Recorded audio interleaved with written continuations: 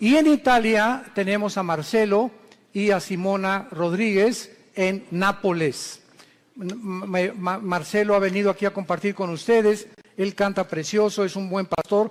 Y me decía Marcelo que ya se inició en Italia la persecución contra los cristianos. Que el Vaticano ha levantado una persecución tremenda contra los cristianos. Los están sacando de sus iglesias. Ellos están buscando otro lugar porque ya los comenzaron a agredir violenta y físicamente. Entonces oremos por nuestro hermano Marcelo y Simón en Italia. Hay cosas que no salen en el periódico, ¿verdad? Que están ocultos, pero es increíble la persecución que existe ya en contra de los cristianos, a pesar de que podamos escuchar otras cosas por otros lados. Y también les quiero recordar el desayuno que tenemos el 17 de junio. Me informan que ya quedan pocos boletos. Este 17 de junio en el World Trade Center, junto a las torres de satélite, tenemos el desayuno titulado La Guerra Espiritual en los Tiempos Finales. Va a estar tremenda esta conferencia, trae invitados porque es el propósito de que podamos nosotros tener y continuar con esta serie de conferencias fuera de la iglesia. Porque aquí es un campo de entrenamiento para ustedes, pero las almas hay que ganarlas fuera de la iglesia. El evangelismo es fuera de la iglesia. Y por eso tenemos ya casi 35 años haciendo 3-4 veces al año estas conferencias en diferentes hoteles. Y ahora nos toca aquí el World Trade Center en esta área del norte de la Ciudad de México. Los que traigan su Biblia en esta tarde, la pueden abrir en el libro de los Jueces, capítulo 6. Nuestro tema se titula Dios habla en tiempos de crisis. Dios habla en tiempos de crisis. Vamos a ver en el capítulo 6 de Jueces la historia breve que enfrentó uno de los jueces de Israel llamado Gedeón.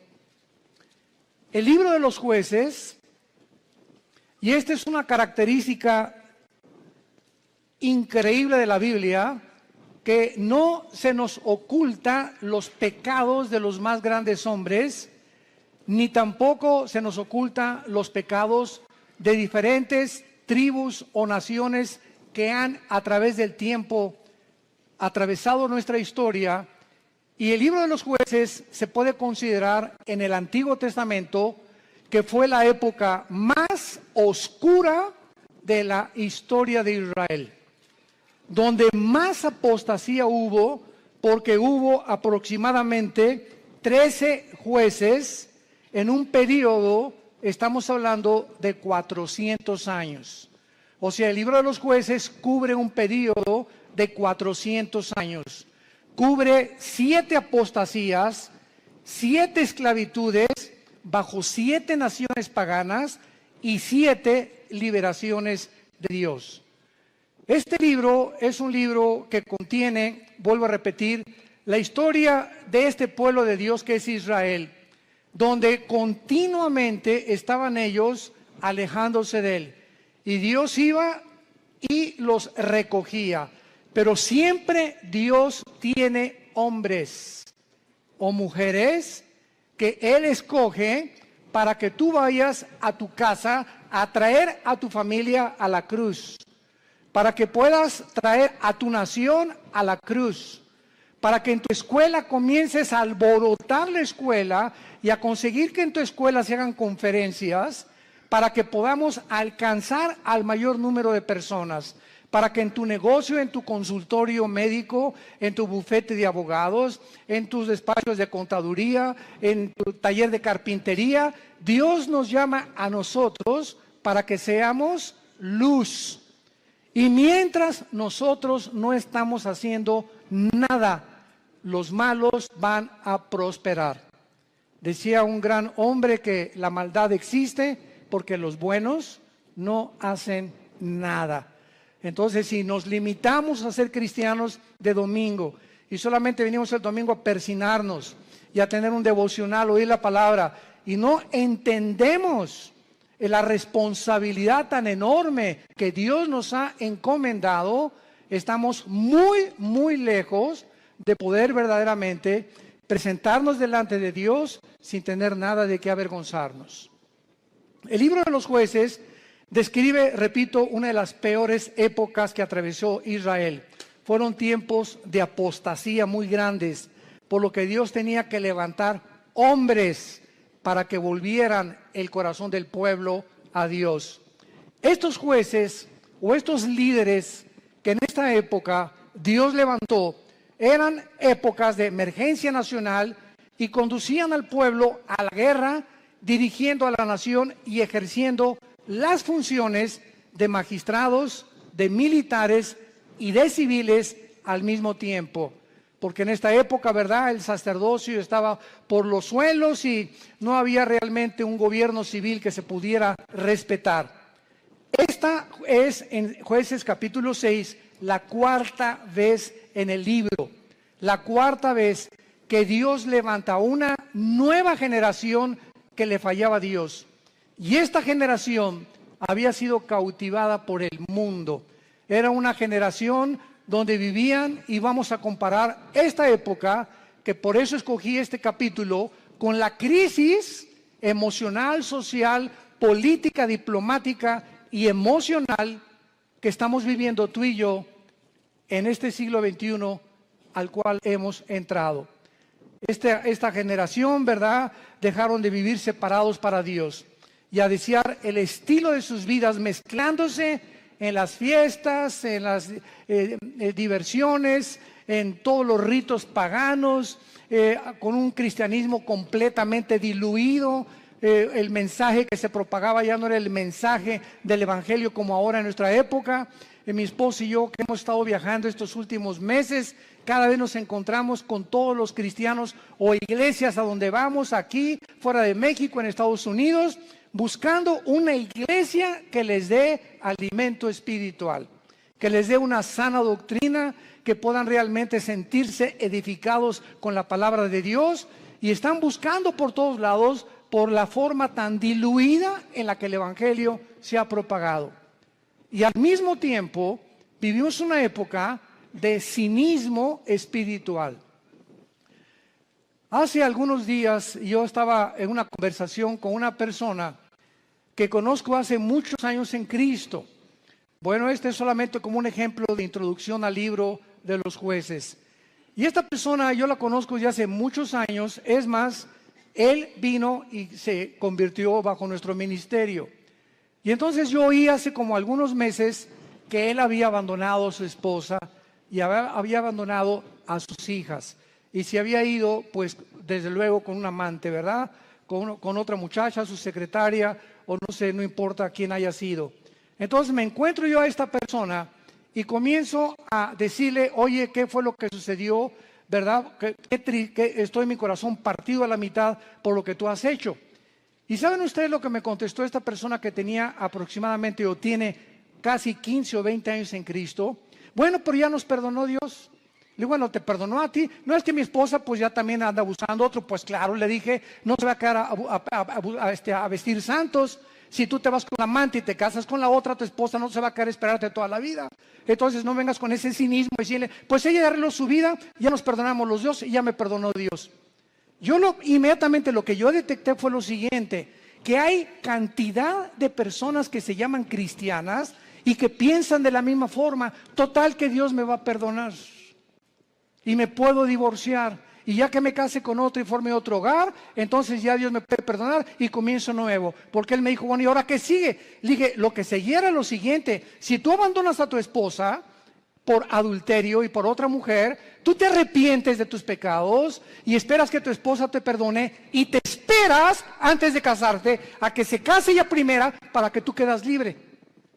Esa es la forma en la que la Biblia nos traza el divorcio, el adulterio. Para Dios es algo gravísimo el divorcio, gravísimo, porque es la santidad más grande que existe y la institución más santa que existe, el matrimonio. Y ahora por cualquier cosa, todo mundo busca, hasta porque no me cocina bien, me busco otra cocinera. Es increíble ligereza en la que la sociedad se encuentra actualmente. Y de acuerdo a la Biblia, la única causal de divorcio es el adulterio, nada más. Que me pega, pues te esperas y oras por él y se separan temporalmente, pero es el adulterio la única razón, y el abandono de hogar, que el gavilán te pega y se va con otra, que abre la jaula y que vuele lo más lejos que pueda. Pero bajo ninguna otra circunstancia la Biblia aprueba el divorcio. Todo esto lo vamos a tratar en el seminario de matrimonios allá en la Riviera Maya. Estoy preparando una serie de mensajes tremendos. Los esperamos que nos acompañen ahora en octubre. Y este es solamente un caso de cómo vivían los jueces. Era un tiempo de cinismo espiritual. Era un tiempo en que todo lo tomaban a la ligera. Al cambio que Dios me perdona. Esto se llama tomar la gracia con libertinaje. Aprovecharse de la gracia de Dios y vivir una vida de libertinaje. Pues al cambio que Dios me perdona. Vamos a ver estas crisis en la época de Gedeón. Capítulo 6, del 1 al 5, veamos el escenario en el que se encontraba Gedeón. Los hijos de Israel hicieron lo malo ante los ojos de Jehová, y Jehová los entregó en mano de Madián por 7 años. Recordemos que Madián era uno de los hijos de Cetura, la segunda esposa de Abraham. Cuando se murió Sara, se casó con Cetura y de ahí nacieron los madianitas. Lo podemos ver en Génesis capítulo 25. Entonces los madianitas eran primos hermanos de los israelitas o medios hermanos de los judíos. Y la mano de Madián prevaleció contra Israel. Y los hijos de Israel, por causa de los madianitas, se hicieron cuevas en los montes, cavernas y lugares fortificados.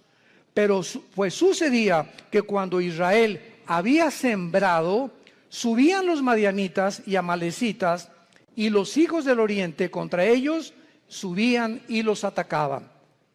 Y acampando contra ellos, destruían los frutos de la tierra hasta llegar a Gaz. Y no dejaban que comer en Israel ni ovejas, ni bueyes, ni asnos. Porque subían ellos y sus ganados, y venían con sus tiendas en grande multitud, como langostas.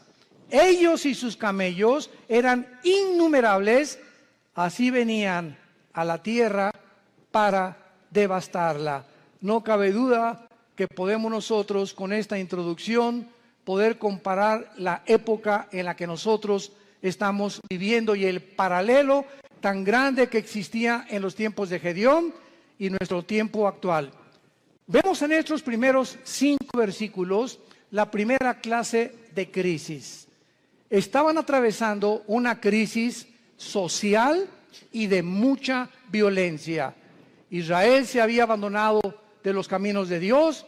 Dios los entrega en manos a enemigos, porque esta es la forma como Dios trata con todos nosotros. Dice la Biblia que mientras estamos en la luz, 1 Juan capítulo 1, la sangre de Cristo nos limpia de todo pecado. Bajo la luz, el diablo, los demonios no pueden meterse con mi vida, ni con mis hijos menores de edad, porque estoy bajo la protección de Dios. En el momento en que nos movemos y regresamos a la dimensión de las tinieblas, que es donde Satanás tiene acceso, Satanás no tiene acceso a la luz. Dios es luz y no hay tinieblas en él. Entonces las tinieblas están relacionadas con el pecado. El momento en que tú pecas, o ya traes una mujer en tu mente que no es tu esposa, o ya metiste pornografía a tu casa, o ya comenzaste a hacer cosas que son desagradables a los ojos de Dios, sin que tú te des cuenta, si tú mantienes este tipo de vida, comienza el cerebro y las emociones a ser afectadas, y entonces viene lo que se llama el engaño, donde comienzas a engañarte, porque el pecado tiene el poder de engañarnos, y comienzas a convencerte que no estás tan mal. No, esa es una prostituta, esa sí está mal. No, yo no soy con mi compadre si es borracho, parrandero y jugador. Yo por lo menos estoy casado con mi esposa y tengo mis aventuritas, ¿verdad? De vez en cuando, una canita al aire, pero de vez en cuando. Y Dios es un Dios que dice la Biblia, sus párpados nos examinan y nuestros caminos están delante de Él las 24 horas del día.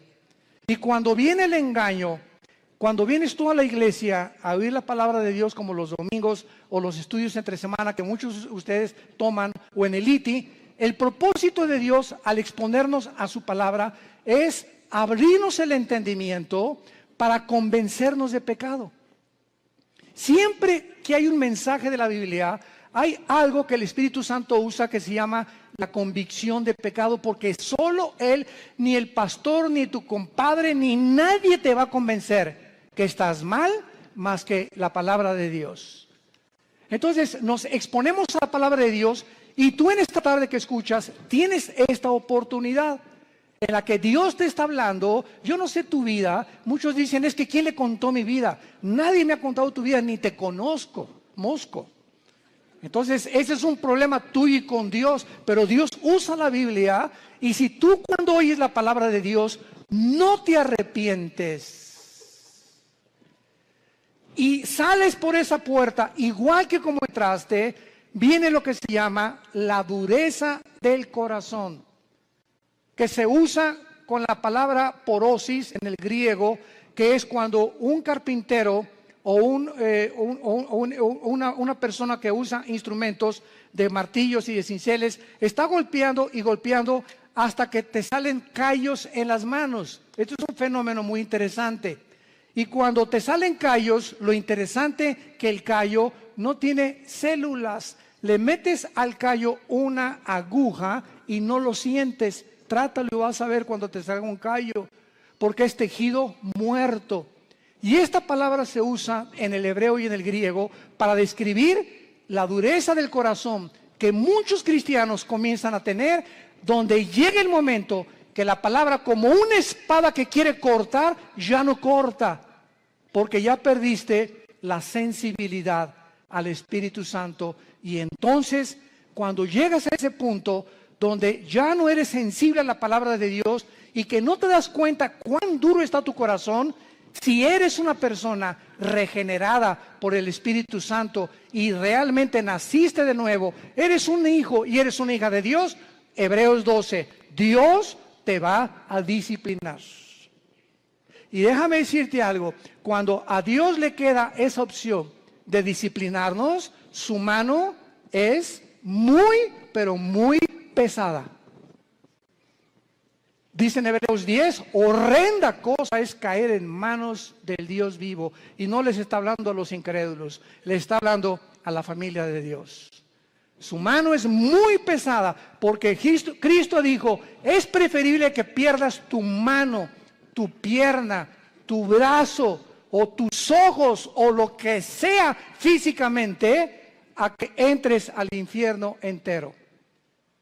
¿Cuántas veces las cosas que nos pasan, accidentes, problemas morales en la familia, etcétera, etcétera, tienen el único propósito de hacer que regresemos a la cruz? Porque Dios sabe, nos ama tanto, tanto, tanto Jesús, que Él prefiere que podamos sufrir físicamente o moralmente con la única razón de regresar a la cruz. Esta crisis social en que estaban viviendo los madianitas provocó, dice la Biblia, que comenzaron a vivir escondidos en cuevas, escondiendo todo lo que tenían, en lugares fortificados, vivían en temor. En segundo lugar, en el versículo 6 dice la Biblia, de este modo empobrecía Israel en gran manera por causa de Madián, y los hijos de Israel clamaron a Jehová. Vemos nosotros que aparte de una crisis social, se encontraban en una crisis emocional y económica. Gedeón se encontraba escondiendo el trigo para que no se lo robaran. Vivían bajo el temor y la inseguridad. Dice el versículo 11, vino el ángel de Jehová, se sentó debajo de la encina que está en Ofra, la cual era de Joás Abiserita, y su hijo Gedeón estaba sacudiendo el trigo en el lagar para esconderlo de los madianitas.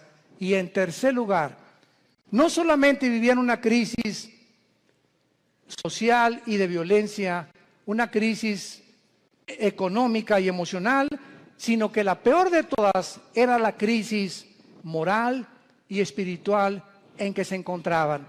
Versículos 12 y 13.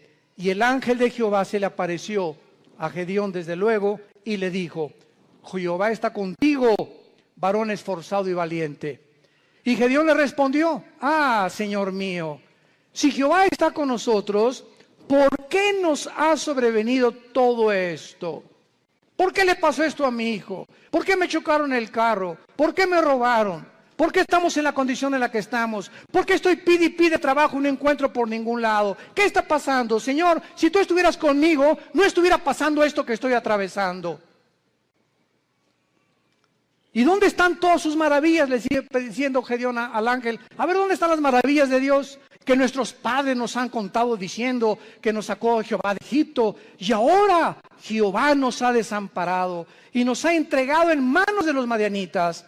Y mirándole Jehová le dijo: ve con esta tu fuerza y salvarás a Israel de mano de los madianitas. ¿No te envío yo? Vamos a ver esta aplicación rápido de las tres crisis sociales para continuar desarrollando esta conferencia. De la misma manera, la sociedad en que vivimos ahorita, vivimos una crisis social, oprimida por la inflación, las guerras, el hambre, las naciones fuertes oprimiendo a las débiles, crímenes, secuestros, robos, actos de terrorismo al inicio del siglo XXI. Agreguémosle esto, que vivimos, escuchen esto, vivimos la confusión política y diplomática más grande de la historia. Vivimos la confusión política más grande y diplomática de la historia. Podríamos decirle nosotros que nacimos después de la Segunda Guerra Mundial, que desde la Segunda Guerra Mundial que Estados Unidos se levantó como la supremacía política, económica y militar del mundo, seguido por la Unión Soviética o las repúblicas socialistas soviéticas, hasta el siglo XXI hemos entrado a un punto donde ya entre las mismas naciones, a pesar de la grande tecnología y los avances científicos que tenemos, nos encontramos tan confundidos políticamente, donde ya los gobiernos del mundo ya no saben qué sistema de gobierno utilizar, si socialismo, si comunismo o socialismo y comunismo mezclarlo, si democracia, si monarquía, porque los sistemas que se han probado hasta el siglo XXI, las mismas democracias han fracasado. El siglo XX demostró que el comunismo no era un sistema que se podía aplicar a ningún gobierno del mundo, como lo dijo Mikhail Gorbachev en su libro La Perestroika. Vemos ahora que la democracia, pues se siguió el patrón de la democracia, el modelo de la democracia, porque era Estados Unidos el que iba como líder. Y los países dijeron, bueno, pues si en Estados Unidos el mejor vestido, el país mejor vestido, el mejor alimentado, el que más guerras ha conquistado, guerras ha ganado, y el que sacó al comunismo, al fascismo y al nazismo del siglo XX, vamos a seguir ese modelo. Y vemos ante nuestros ojos, al entrar aquí al siglo XXI, los que venimos desde el siglo pasado, que la democracia es una fanfarronería ya. Ya no es cierto que hay democracia, no es cierto que el pueblo gobierna, no es cierto que hay respeto por las instituciones. Vivimos una confusión, un caos político y diplomático, donde todos los sistemas se están derrumbando a nuestros ojos, todas las ideologías se están desmoronando, todo está cayendo delante de nuestros ojos. Y ahorita los jóvenes, nunca como en los últimos 10 años había habido tantos suicidios de muchachos de 8 a 16 años. Nunca había habido tantos suicidios. Los jóvenes se están quitando la vida, no quieren vivir en el mundo que tú y yo vivimos. Y ahí están muchos de nuestros hijos también. Dichosos los padres que tienen una educación cristiana a sus hijos. Dichosos sean. ¿Por qué? Porque se están cansados de tantas mentiras, de tanta hipocresía que ven por todos lados. Y cuando nosotros, que se supone que somos la única luz, les mentimos y nos ven que somos completamente unos farsantes en el hogar y peleándome enfrente de ellos y con mi esposa y yo y dándoles un mal ejemplo, ¿qué les queda a los jóvenes? Si no es Jesús, ¿quién más entonces dicen ellos? Si Jesús no funcionó en mis papás, ¿cómo va a funcionar conmigo? Y en el día del juicio y el día del tribunal de Cristo daremos cuentas de todas estas ingratitudes y deslealtad que tuvimos hacia Dios. Vivimos un mundo de confusión y de crisis social. En segundo lugar, vivimos también, como en los tiempos de Gedeón, una crisis emocional y económica. La mayor parte del mundo ahorita está tratando por todos los medios de esconder su dinero.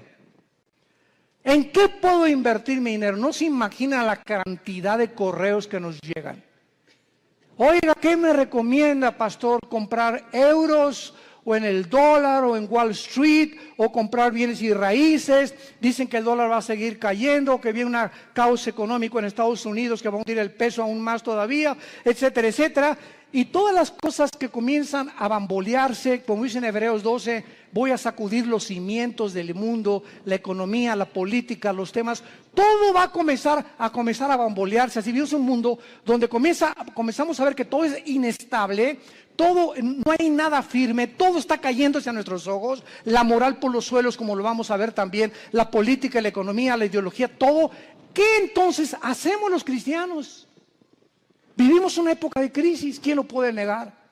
¿Qué vamos a hacer entonces con el dinero? ¿Vamos a estar igual que el mundo, preocupándonos en qué invertir, escondiendo el dinero debajo del colchón de la cama? Es la crisis en la que estamos viviendo, emocional y económica. Y tantos impuestos, vive la gente angustiada, temerosos, llenos de estrés. La clínica Mayo en Rochester, una de las clínicas más prestigiadas en medicina, el Hospital Hopkins en Inglaterra, de Estados Unidos, de las instituciones más prestigiadas en medicina, llegaron a un acuerdo el año pasado, que la causa número 1 de problemas físicos en el ser humano actualmente y emocionales tienen una sola raíz. Ya no son ataques al corazón, entonces consecuencias, el problema y el peligro más grande que está asumiendo al mundo ahorita, robándole la salud, se llama el estrés. El estrés. Aún mismo el estrés te hace subir el nivel de tu colesterol y de tus triglicéridos. Así que si tú eres una persona que fuiste al médico y tienes más de 200 de colesterol arriba, o tu glucosa pasa de los 100 puntos, etcétera, etcétera, y tú dices, bueno, voy a entrar a una dieta, y crees que con la dieta se va a mejorar, claro que te va a ayudar, pero si no va acompañado con la paz en tu vida, y tú puedes estar comiendo todos los días lechuga y convertirte en el bunny books, en el conejo. No importa lo que puedas hacer, si tu vida no tiene paz y no tiene equilibrio y no tiene una estabilidad emocional, no importa lo que hagas, porque emocionalmente lo que descompone el organismo es el cerebro y la falta de paz.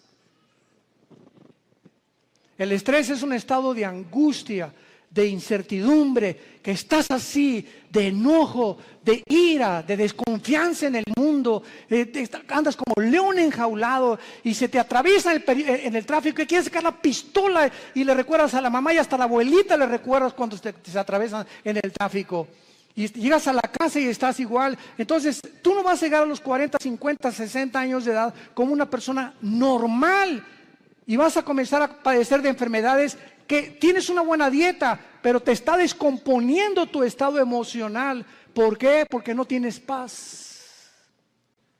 Y hace 2000 años, Jesucristo nos dio la medicina para el estrés. Mateo capítulo 6, versículo 25 en adelante. Por nada estén afanosos. La vida es más que el alimento y el cuerpo más que el vestido. Miren ustedes a las aves de los cielos.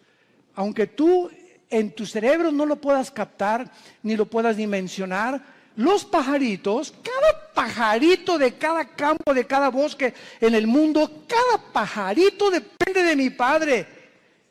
Y Dios les puso a los pajaritos un chip para que nunca veas a un pajarito sembrar, para que nunca veas a un pajarito cosechar, y para que jamás vayas a encontrar que ningún pajarito nunca guardan su comida, no la almacenan en Banamex ni en Bancomer. Y sin embargo, vale $1 cada pajarito, $2, y si mi Padre los alimenta, ¿cuánto más ustedes, que di mi vida en una cruz, que resucité de los muertos, que cambié la historia, que me apareció más de 500 personas en los primeros meses y años de mi vida, y que vivo en el corazón de muchos de ustedes? ¿Cómo es posible que hayas llegado a ese punto donde dudes que te voy a dejar? Ahora que estábamos mi esposa y yo en Acapulco, no estábamos ni en la playa. Siempre que, igual cuando vamos a la Riviera Maya, ¿verdad? Lo que menos, ni a la alberca nos da tiempo de meternos, porque vamos a ministrar a la gente. Y estábamos en Acapulco y tuvimos el desayuno, 600 personas. Fue una vez, como no se imagina qué bendición fue. Nuestra iglesia en Acapulco está creciendo tremendamente. Bueno, en la consejería llegó una muchacha este fin de semana pasado y nos dice a mi esposa y a mí, de 18 años, ay, pastor, ¿qué te pasa, nena? Pues no tengo trabajo. Nena, ¿tienes papá? Sí. ¿Y mamá? También. ¿Cama para dormir? Sí. ¿Y comida? Sí. Entonces, ¿y eres cristiana? Sí. Entonces, ¿por qué estás en esta condición? Dale gracias a Dios y dile, Padre, gracias por mi papá, tengo cama, tengo alimento, tengo que vestirme, me están pagando la escuela y te preocupas porque no tienes trabajo y llegas a un estado de estrés en el que casi te estás desmoronando enfrente de nosotros. Le dije, eres una incrédula. Tú no puedes agradar a Dios de esta manera. El día que tú le des gracias a Dios por lo que tienes y no te fijes en lo que no tienes, Dios te va a dar el trabajo. Fíjense ustedes cómo somos, ¿verdad? ¿Cómo somos nosotros? ¿Cuántos refugiados salen ahorita de Siria? 6 millones. Velos en los periódicos, velos en los videos, con una maleta, con 3 cambios de ropa o 2 a lo mucho, con 3 o 4 chamaquitos detrás de ellos, sin saber qué país les va a abrir la puerta, sin saber si mañana van a dormir en la tierra, en un camión, si los van a matar. Y nos estamos quejando nosotros. Nos estamos quejando nosotros. ¿Será posible que seamos tan malagradecidos? Y siempre viendo lo malo, siempre no tengo esto y no tengo aquello, pero tienes vida y vives en un país libre, tienes padres, tienes una casa, tienes un petate donde echarte, tienes guaraches.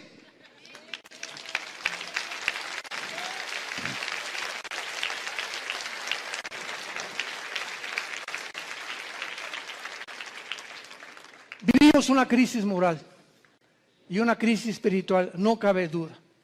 Y tenemos que entender que no es como comenzamos, recuerda esto, sino como terminamos lo que vale delante de Dios. Como este muchacho que comenzó muy bien, 20 años discipulándolo, ya se va con una otra chamaquita y deja a su esposo y todo. Le digo, recuerda que no es como comenzaste, es como terminaste. Y estás terminando mal, le dije, vas mal y vas a acabar mal.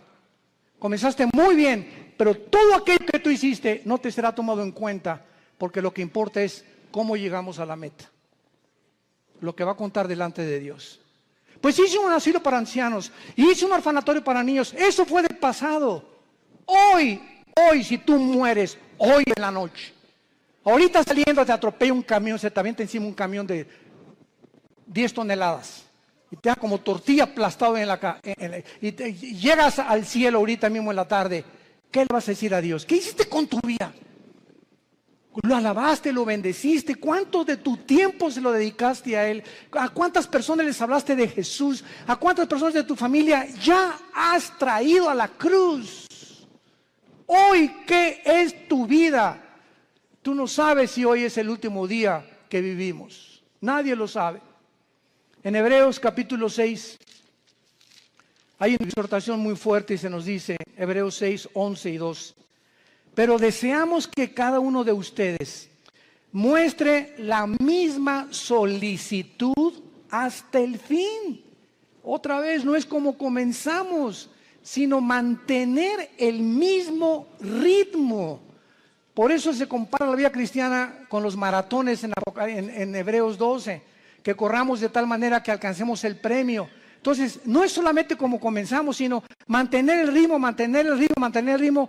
Y vienen los ánimos, y vienen las tormentas, y vienen las lluvias, y problemas, y el dólar, y el petróleo, y las guerras. Y nada te apachurra, nada te amedrenta, nada. Ay, pues ya estoy con las cosas. Ay, ya me quiero morir. No, de todas las cosas. El espíritu que Dios nos ha dado es un espíritu de poder, es un espíritu de amor, de dominio propio. Pero cuando tú te despegas de este libro y cuando tú abandonas a Dios, viene como una catapulta, como un huracán, como un tsunami, todos los problemas en tu vida y no tienes fuerzas para poder soportarlo, ni para poder resistirlo, y te vienes al suelo y te emborrachas y te drogas y abandonas a tu esposa y comienzas a buscar las salidas fáciles porque no tuviste el poder que no le dijiste al Espíritu Santo que te fortaleciera. Y por eso muchos de ustedes viven una crisis moral, de depresión y de estrés, porque no es cierto que creen en Jesús. Se han soltado de Jesús y en este tiempo de crisis el corazón está siendo probado. Dios nos está probando en esta época porque escúchenme, somos la última generación que estoy seguro que nos vamos en el arrebatamiento de la iglesia. Y por ser la última generación nos va a pasar por el fuego Dios, por el fuego. Y las pruebas van a demostrar cuántos realmente eran hijos e hijas de Dios. Deseamos que cada uno de ustedes muestre la misma solicitud para plena certeza de la esperanza, a fin de que no se hagan perezosos, sino imitadores de aquellos que vean las dos cosas y los dos elementos indispensables, la fe y la paciencia, heredan las promesas. Si tú no confías en Dios y no eres paciente con Dios, tus anhelos, tu destino, tus sueños, tu visión, lo que tú quieras para tus hijos, para tu matrimonio y para tu negocio, no lo verás realizado porque te diste por vencido. Porque tiraste la toalla. Porque dijiste, no, ya, avienten la toalla, paren la pelea. Ya no aguanto tanto trancazo. Y estamos en un mundo donde vemos los campos llenos de cristianos amargados. Llenos así, si pudiéramos hacer una visión espiritual, así, llenos los campos de cristianos quejumbrosos, amargados, estresados, llenos de rencor, nunca aprendieron a perdonar, nunca se sobrepusieron, nunca pudieron descubrir el poder de la resurrección de Jesucristo en sus vidas, y así te van a enterrar y va a poner un letrero ahí en tu tumba que diga, este fulano nació en las tinieblas, vivió en las tinieblas y regresó a las tinieblas. Nunca vio la luz, no la quiso ver. Y en Hebreos 10, otra exhortación con las mismas características. Hebreos 10, 35 en adelante. No perdáis pues vuestra confianza, que tiene grande galardón, porque les es necesaria la paciencia, para que habiendo hecho la voluntad de Dios, obtengáis la promesa. Pero aún un poquito, y el que ha de venir vendrá y no tardará, mas el justo vivirá por fe. Y si retrocediere, no agradará a mi alma. Pero nosotros no somos de los que retroceden para perdición, sino de los que tienen fe para preservación del alma. El que tiene al Espíritu de Cristo, porque recibirán poder cuando el Espíritu venga sobre vosotros. El que realmente ha nacido de nuevo, el que ha sido regenerado en su naturaleza y se le ha impartido la naturaleza divina dentro de su alma, esa persona puede caer y puede decir con Pablo, estamos en problemas, pero no desesperados. Estamos con muchas adversidades, pero no angustiados. Perseguidos, mas no desamparados. Derribados, pero no destruidos. Llevando por todas partes la muerte de Jesús en nuestros cuerpos, para que la vida de Jesús se manifieste a través de nuestros cuerpos mortales. Esta es la expresión de un hombre de Dios. Un cristiano verdadero tiene problemas, pero nunca llegará a la angustia. No tengo trabajo. ¿Qué voy a hacer? Nunca llegarás a ese punto de sentirte arrinconado donde no ves ninguna ventana, el mundo se te cerró, todo es tinieblas, porque no puedes ver a través de esas tinieblas, simplemente porque no quieres verla, porque no es cierto que crees en el poder de la resurrección del Hijo de Dios. Decía en Filipenses 2 Pablo, todo lo que antes lo tenía por ganancia, lo tengo por basura, con tal de conocerle y ser semejante a él en su muerte, y con el fin de poder conocer el poder de su resurrección.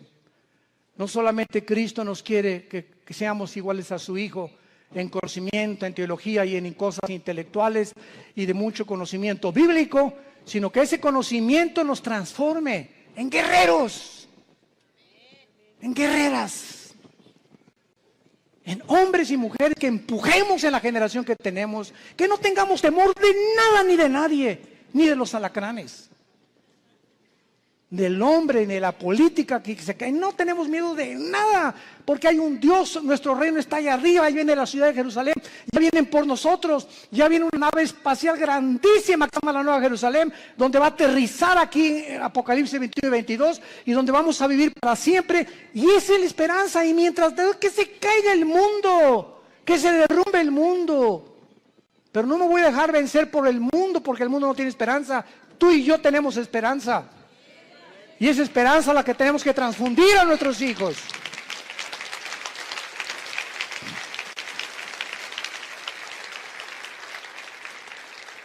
No caigamos en lo que al principio Gedeón estaba cayendo. Si Dios existe, ¿por qué me está sucediendo esto? ¿Por qué Dios no me sale de mis problemas? ¿Por qué me permitió Dios que me casara con esta persona? ¿Por qué Dios me ha abandonado? Cuando entramos en ese punto de depresión, es tan difícil que podamos nosotros salir de él. En el versículo 14 de Jueces 6 de nuestro pasaje, vemos que Dios habla en tiempos de crisis. Y mirándolo Jehová le dijo, ve con esta tu fuerza y salvarás a Israel de mano de los madianitas. ¿No te envío yo? Ante todos estos cuestionamientos de inseguridad, ese es el problema. Que estamos viendo alrededor lo que el mundo, las noticias y cómo el mundo se está desmoronando ante nuestros ojos, pero no vemos el poder que tenemos dentro del Espíritu Santo. ¿Por qué creen que Dios nos dio el Espíritu Santo? Dice, les daré poder, porque no lo tenemos. Y es un espíritu de poder, es un espíritu que nos va a hacer sobreponernos a todo lo que atravesemos. Aunque pasemos por el fuego no nos quemará, por el agua no nos ahogaremos. Y aunque un ejército nos rodea a nuestro alrededor, Jehová es mi luz, mi salvación y mi esperanza, no temeré de nada ni de nadie, Él es mi pastor, nada me faltará. Aunque ande en valle de muerte, no tendré miedo de nada ni de nadie. Y todo este espíritu y toda esta capacidad que tenemos dentro es precisamente para vencer al mundo. Y dice 1 Juan capítulo 5, todo el que es nacido de Dios vence al mundo. Y esta es la fe que ha vencido al mundo, nuestra fe. Entonces tenemos que entender, si no somos vencedores y somos un grupo de cristianos tirados, quejumbrosos, tirándose, ni hacen almas y te dejas llevar con todas las malas noticias del mundo y por acá y por allá, simplemente es porque te has desconectado de la fuente de energía. Porque separados de Él, nada podremos hacer. De la misma manera, Dios te habla y te dice lo mismo. Te he llamado para enviarte a tu familia. ¿Por qué crees que te salvé, dice Dios en esta tarde? ¿Por qué crees que tú fuiste primero en tu familia en conocerme? Vas a llegar con tu familia, y si son religiosos, o son mormones, o son masones, o son musulmanes, no importa, todos venimos de familiares con diferentes ideologías. Y Dios toma a una persona en la familia para iluminarla, para darnos el conocimiento. Así comenzamos en nuestra propia familia. En la familia de nosotros comenzamos con mi hermano Alejandro, que es el director del Instituto Teológico Internacional. 2 años después me convertí yo, después mi hermana, mi mamá, mi abuela, que fue presidenta de la Acción Católica 35 años, la viejita se convierte a los 82 años. Que fue la que ya murió a los 93 años, Dios la tenga en su presencia. Pero toda la familia de repente, ¿verdad? Con el testimonio, con todos ahorita, todos los nuestros, ¿verdad? Desde luego, ya primos tenemos que no, pero lo que somos hermanos y todos de nosotros, todos somos cristianos y todos servimos a Dios. Fue una bendición enorme, una gracia que Dios nos dio. ¿Pero por qué, verdad? Porque esa es la misión de Dios, salvar familias. Tú y tu casa, yo y mi casa serviremos a Jehová, dijo Josué antes de morir. Y si ustedes creen que no vale la pena servir a Dios, sirvan a los ídolos. Pero yo y mi casa serviremos a Jehová. Y finalmente,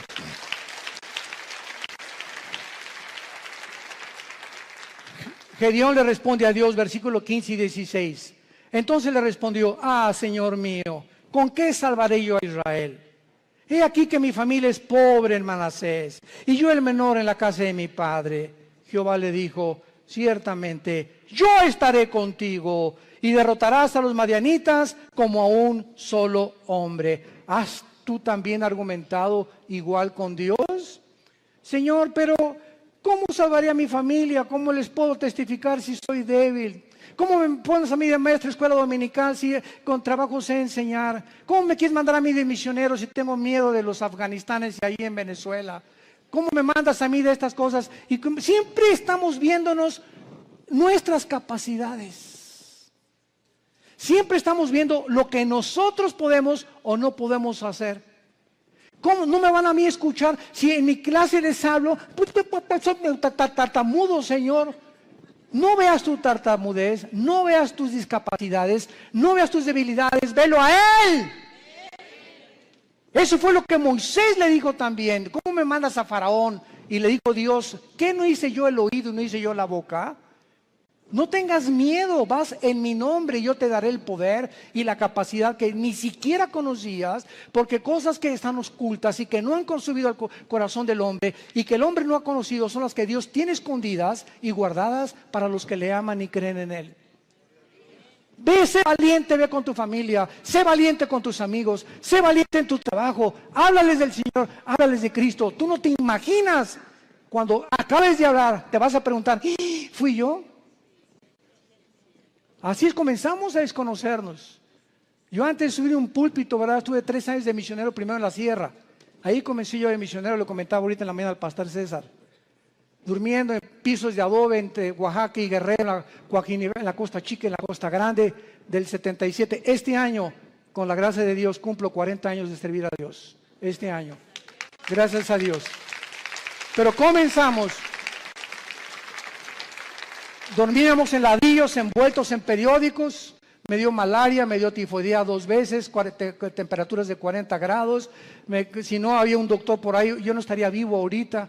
Y en esos 3 años yo entiendo ahora que es la forma en la que Dios me quería forjar para que ya entrara yo al ministerio en el 79 con el grupo de Luis Palao. Ya en el 81 formamos Vía Nueva para México, ya comenzamos las iglesias en los 80s, pero ha sido unas etapas y un proceso de quebrantamientos, de humillaciones, de pobrezas. No teníamos ni para comer, comíamos lo que arrancábamos de los árboles, lo que yo pescaba ahí en Acapulco. Era una crisis tremenda y todo ese tiempo fue un tiempo de prueba, de quebrantamiento delante de Dios. Pero sabe una cosa, cuando uno pasa eso, uno pierde el miedo, el temor a ser pobre. Porque si ya pasaste por eso, ¿verdad? Hay aquellos de los pirruration. Pero cuando uno fue pobre, y pobre, pero pobre, que duermes en un piso de adobe y no tienes ni siquiera un cojín donde poder dormirte, ya no le tienes miedo a la vida. Le pierdes el miedo a la vida. Porque sabes que sobre cualquier cosa lo peor que te pueda pasar es eso. Y más de allá, la muerte. Y para nosotros es ganancia. Y finalmente, Gedeón, una vez que él comienza a adquirir conciencia de que no es él y que es Dios el que le ha llamado, vemos nosotros que Gedeón en el versículo 18, lo primero que hace es, le dice al ángel de Jehová, que era Cristo desde luego, ven a mi casa y te voy a poner ofrenda. Y él respondió, esperaré que vuelvas. Entrando Gedeón preparó un cabrito y panes, etcétera, etcétera. Entonces el ángel de Dios, ya que tenía toda la ofrenda, le dijo, toma la carne y los panes sin levadura, ponlo sobre esta peña y vierte el caldo. Y él lo hizo así. Y extendiendo el ángel de Jehová el báculo que tenía en su mano, tocó con la punta la carne y los panes sin levadura, y subió fuego de la peña, el cual consumió la carne y los panes sin levadura. Vemos nosotros que lo primero que hizo Gedeón fue inmediatamente, después de recibir las noticias, buscar una ofrenda a Dios. Lo primero que un hombre y una mujer cambian cuando comienzan a conocer a ese Dios todopoderoso es que no existe, ni he conocido yo a ningún cristiano grande y poderoso y maduro en el Señor que no sea generoso. Porque es la avaricia y la envidia y la codicia de los bienes materiales lo que nos impide a muchas personas recibir las bendiciones de Dios. Gedeón buscó una ofrenda inmediatamente. ¿Qué le podemos nosotros ofrecer ahora a Dios? Romanos 12:1, número 1, nuestro cuerpo. Síganme con mucho cuidado. Presentar vuestros cuerpos en sacrificio vivo. Romanos 12:1. Santo, agradable a Dios, que es vuestro culto racional. En el original griego dice, es la manera más racional para vivir. Si tú quieres servir a Dios, lo primero que comienzas es cuidar tu cuerpo. Y no solamente de lo que comes, sino también sexualmente. Nadie puede servir a Dios cuando hay una sensualidad o una sexualidad no controlada. El hombre más sabio de la historia, Salomón, y el hombre más fuerte de la historia, Sansón, los dos fueron vencidos por una mujer que no era su esposa. Y aquí está en la Biblia como ejemplo para que podamos aprender a no confiar en nosotros mismos. El que mire que está firme, mire que no caiga. No jueguen con el pecado sexual. No juegues ni te dejes tocar por tu novio. No toques a tu novia si la quieres. ¿Por qué? Porque eso es santo delante de Dios. No salten a privilegios, jóvenes que me escuchan, que no les corresponden. Espérate hasta el matrimonio. El acto sexual es solamente permitido por Dios y grandemente bendecido dentro de la esfera del matrimonio. Nunca el acto sexual será bendecido antes o ya casado con otra persona que no sea tu esposa, que se llama adulterio. Mientras nuestros cuerpos no sean santos delante de Dios y no tengamos limpia el alma sexualmente y también físicamente, ¿verdad?, una alimentación adecuada, vamos a impedir nuestro avance y las cosas grandes que Dios podía haber hecho con nosotros, no las hará. Dios busca hombres y mujeres santos en toda su manera de vivir, para ser usados como instrumentos a un Dios que es santo. Dice en 2 de Timoteo, Pablo, en una casa hay trastos sucios, en tu casa tienes en el fregadero vasos sucios y tienes en la vitrina vasos limpios. Si llegan invitados, ¿qué vasos usas? Los limpios. Y así en el servicio a Dios hay cristianos sucios que están en el fregadero ahorita.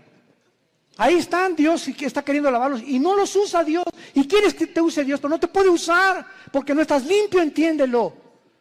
Entonces, si hay algo que Dios quiere usar ahorita y no aprovechamos esa oportunidad, va a buscar a vasos limpios Dios, porque Él es un Dios santo.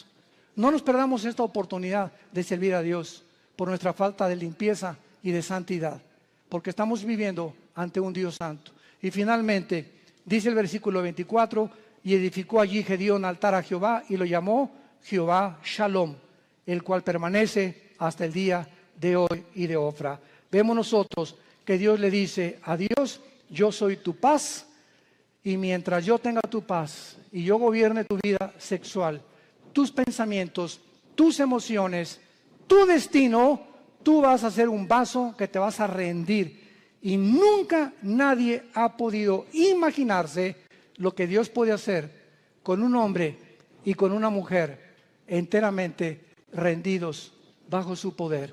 Te damos gracias, Señor, por tu palabra.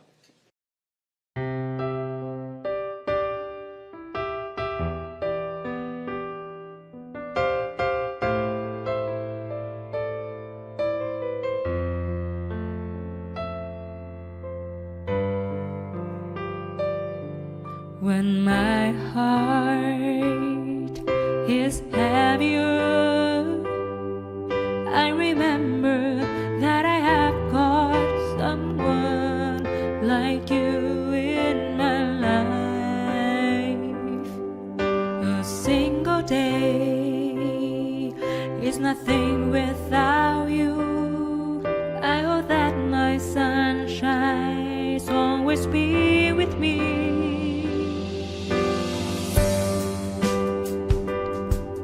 Complete me and my being. Your smile cultivates my heart. I am so not me when you look at me. I forget what I really had to say. This is the magic of your love for me. It's my soul with destiny that I am miracle of my dreams.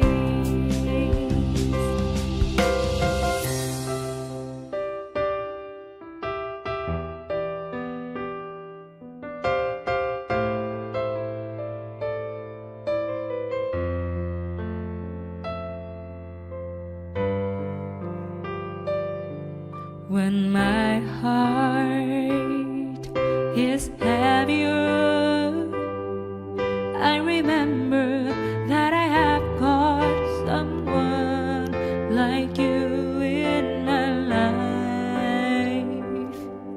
A single day is nothing without you.